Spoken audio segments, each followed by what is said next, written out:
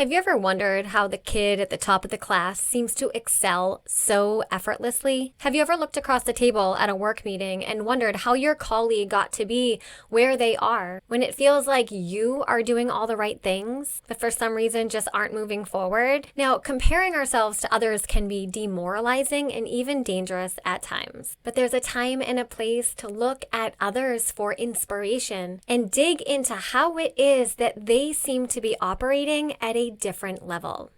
Now, with total confidence, I argue that what makes a student a top student or a working professional the best in their company is not intelligence. Raw intelligence, or how smart you are, can only take you so far.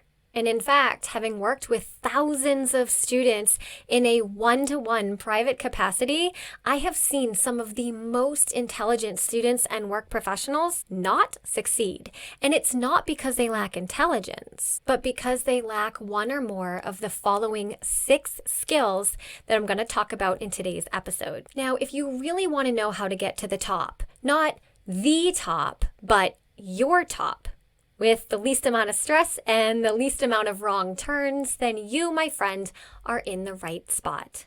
In today's episode, I'm sharing 6 of the most critical skills that students and working professionals need to excel in school and in work. The more of the following 6 skills that you have, the better. And remember, skills can be taught. You can learn them, you can practice them, you can work on them over time. That is the beautiful nature of skills. So, let's begin. Hello, you are listening to the Learn and Work Smarter podcast, the podcast for students and professionals who want to learn and work smarter. I'm your host, executive function coach, and founder of schoolhabits.com, Katie Azevedo. As a reminder, everything I mention in today's episode will be linked in the show notes, including a link to the transcript, which you can also find at learnandworksmarter.com/podcast. Now, the first skill that I argue has the biggest ROI, or return on your investment, is resourcefulness. And that is the ability to figure things out. It's the ability to figure out what you don't know, and then to figure out how to figure out what it is that you don't know. I know that's a lot of figuring things out, but that's the whole idea behind resourcefulness. Now, the reason I put this skill as number 1 is because we are not going to have parents and teachers and professors and colleagues and bosses holding our hands going forward, and nor do we want to. We are going to be told, or we are told, to do our job, whether you're a student or you're in the workforce. If you have a job to do, and you're told to do it, we need to show up and do our job.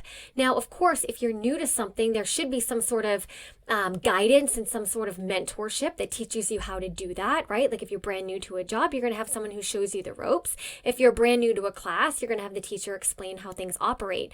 But beyond that, the older we get, okay, so you're, beyond elementary school here, the more that the reins are in your own hands. And someone's just going to say, do this thing, and you need to figure out how to do that thing. Or if you can't really figure it out on your own, you need to know who to go to and where to turn to get that information.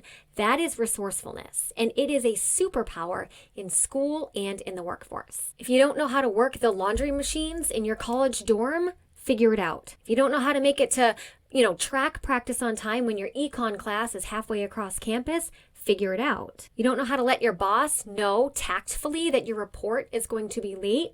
Figure it out. Do you not know how to use the new software that your company just rolled out for everybody to use? Figure out how to figure it out. All right, the second most valuable skill that I argue has the greatest return on your investment for students and for working professionals is time management. So much of school and work depends on our ability to accurately assess where we're spending our time, how much time we do or don't have, and then how we're going to spend that time. Now, if you are in high school, okay, or when you were in high school, you only had a small chunk of time to manage, and those were were the hours after school dismissal, so 2 or 3 o'clock, and then by the time you went to bed. So that's a small chunk of time in the scope of a 24-hour day. So like 3 o'clock to 11 o'clock, okay?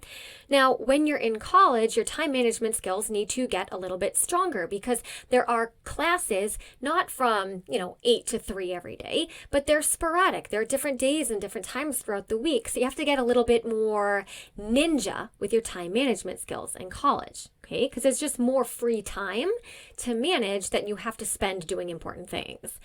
Now, in the workforce, kind of similar. So many people are in an office from 9 to 5, and it's on you to manage those hours, those 8 hours a day, to get done the things that you need to get done. For people who work from home, time management can be a little trickier because no one's looking over your shoulder from 9 to 5. You're just expected to get those things done on your own time.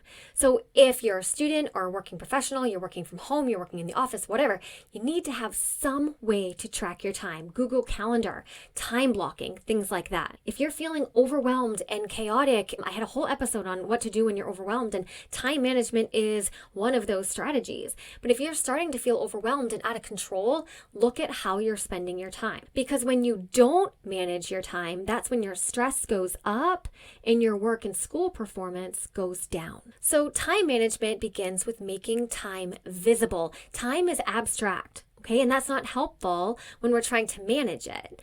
So the step number 1 to managing your time is to make it visible. How do we do that? With calendars. In my online course, School Habits University, I have an entire module where I teach really high impact time management skills. These are the skills that you wish you had learned years ago because the negative impact of not having these skills is so severe. Now, another side of time management involves recognizing if you're doing too much.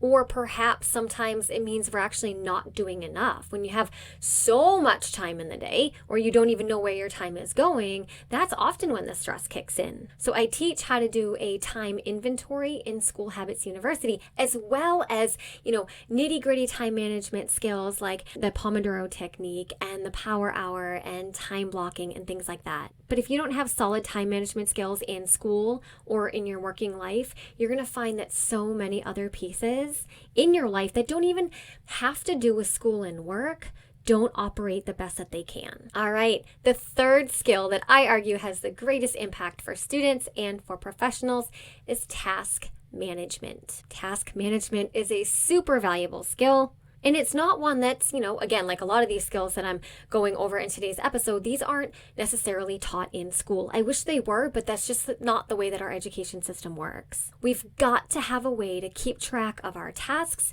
and our projects, our status and progress on those tasks and projects, as well as when they are due. This is an absolutely basic school, work, and life skill that when it isn't in place, it can destroy your productivity and your school and work performance. And to be honest, this is one of the ones that if you don't have it in place, it can destroy your reputation, because not having good task management, I'd say the same for probably nearly all these skills too, right?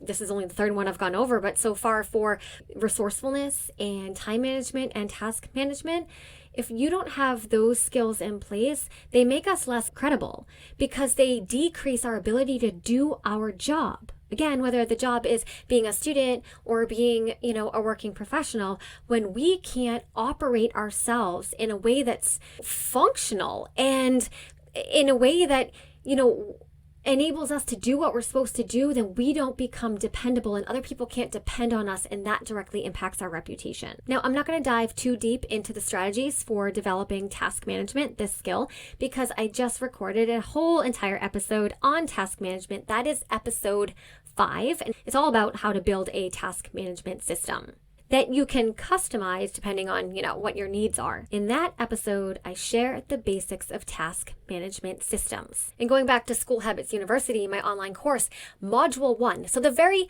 foundational first module of the entire course, there's 6 modules, it's very robust. It's all about task management because that is the most critical thing to have in place that so many other pieces of our school and work lives depend on. Knowing what you're doing and when you're doing it is essential. Okay, moving on to the fourth skill with the greatest impact and the greatest return on our investment, if you are a student or a working professional, is how to learn things. Now, if you've listened to more than one episode of the Learn and Work Smarter podcast, if you have, that's awesome. If this is your first episode, then you will hear me say it at the end of this episode. But I close out every episode with never stop learning. That is my tagline. Why? Because in reality, learning doesn't just happen in a classroom.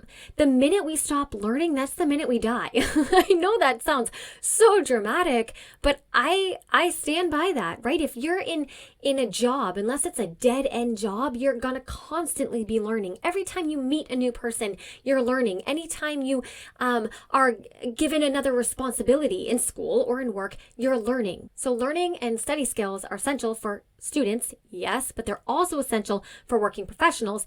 So in school, right, you need to learn content, social studies, econ, ELA, foreign language, whatever it is, okay? But knowing how to learn that stuff is where the magic is. At work, you might need to learn new skills and new programs and maybe do some professional development, okay? And the things that you're learning are important, yes, but how are you ever going to learn the content unless you know how to learn the content? There is a way to learn things. We don't just look at a book. We don't just look at a manual. We don't just listen to a presentation and then suddenly we learn it. That is not how the brain operates, for better or worse, whether we like it or not. That is not biologically, anatomically, chemically, neurologically how learning works. Now in episode 7, I will link everything, of course, in the show notes or in the description box if you are watching this on YouTube, but episode 7 is called How to Learn Things. Okay, so I do teach the pillars of how to learn this active recall and spaced repetition. Those are really, really important. So how to learn or study skills is the biggest module in School Habits University. That is where the juiciest, the most robust module of the entire course is how to learn things, okay? And I have had working professionals make their way through School Habits University and provide the feedback that that was the most valuable module for them, even though they're out of school. I market the course towards high school and college students, but professionals have taken it and have been like, oh my gosh, I wish I had known this earlier. This is making my job easier. And I'm just sharing that to prove the point that we don't ever stop learning. And the skill of knowing how to learn things, of how to take things that are outside of our brain and put them inside of our brain in a way that we can apply that knowledge, that is a valuable, valuable skill that will make you a critical employee and will help you perform your best in school. If you are interested in School Habits University, my online course, you can go to schoolhabitsuniversity.com. I'm reopening a limited time re-enrollment period starting on March 7th. Okay, so depending when you are listening to this episode, if you go to schoolhabitsuniversity.com, you'll either be able to join the wait list and I will notify you when the course does open again, like I said, the first week of March. Or if you are listening to this episode between March 7th and March 19th or 18th will be the end of my enrollment. Then you can learn more there or enroll directly from schoolhabitsuniversity.com. Okay, moving on to the 5th skill with the greatest impact, information management. Okay, what does this mean? So in our school experience, in our work experience, in our very human experience that we call life, we are constantly bombarded with information. Some of it is useless and we don't need to retain it. Some of it is very important and it's critical to us doing our job in school, in the office, or as a human being as we relate to others, okay? The ability to assess information for its value, to say, yes, I need to keep this or I don't need to keep this. Okay, I need to do something with this. And the ability to have a practical way to store that information where you can access it easily later when you need it.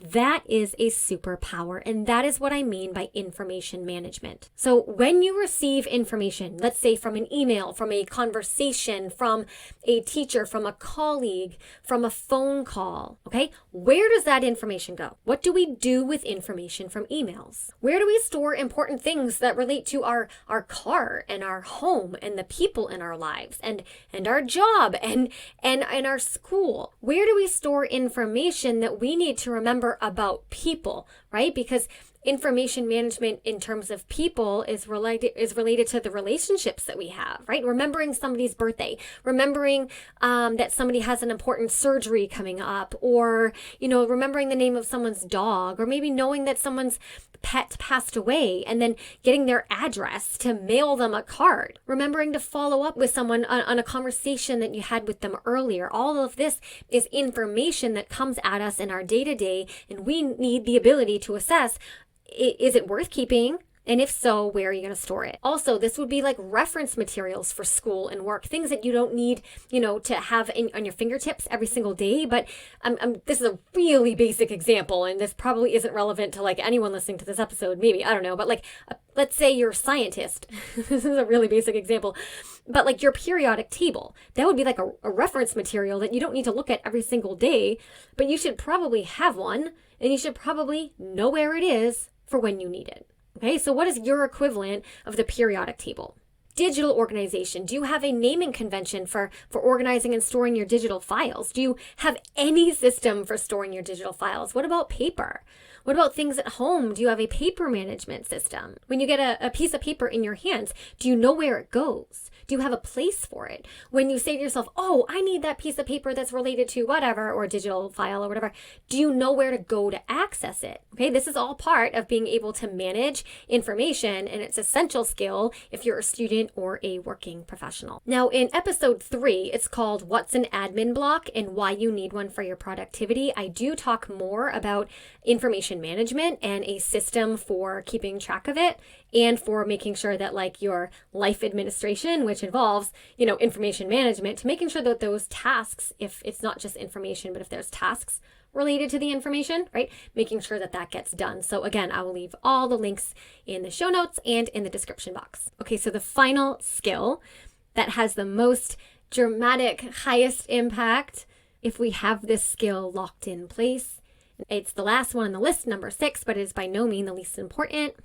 It is communication. Now, the ability to communicate clearly and effectively is important in all areas of life. Good communication involves the ability to speak and write concisely so that other people understand us. It also involves the ability to actively listen to what other people are saying while monitoring our own comprehension of what it is that they're saying.